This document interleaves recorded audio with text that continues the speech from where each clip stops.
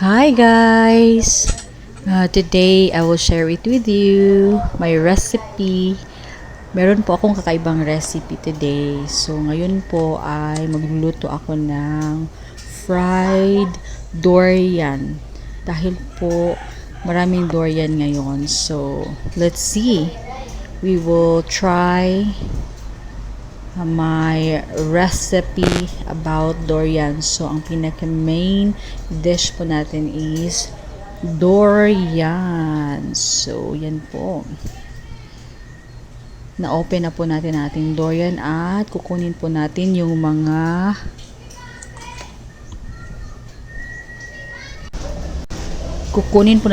laman. So, ganyan po. So, ito na po lahat. Nakuha na po natin yung laman ng durian. So, mag-prepare tayo ng egg. Isang itlog. At atin pong i-beat. Tsaka may breadcrumbs po ako dito. Ito po ay breadcrumbs at itlog. So, ganyan lang po. Itlog. Tapos ilagay sa breadcrumbs. Ganyan, ganyan. Ayan lang po. Budburan po natin ng breadcrumbs ang ating durian na may itlog.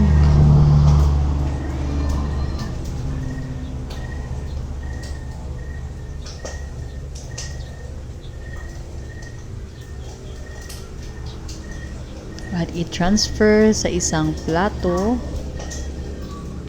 And this is ready to cook na po ito.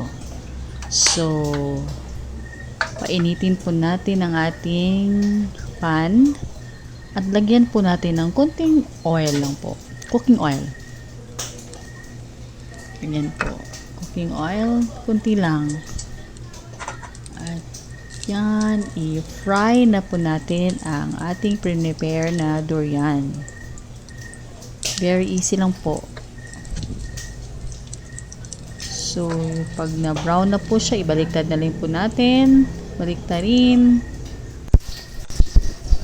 So, binaliktad po natin lahat. Pag nagiging brown na po. So, yan po. Tapos na po. Yan na po kasimple.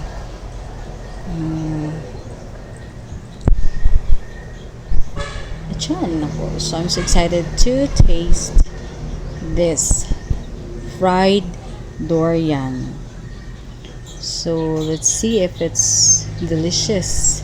Let's try. Wow, ang sarap pala. Ang kakaiba pala ang lasa nito. Wow. Yummy. So, iba ang lasa niya, guys. So, kayo guys, itry nyo ang recipe na to. It's so yummy. So, thank you for watching. Bye-bye.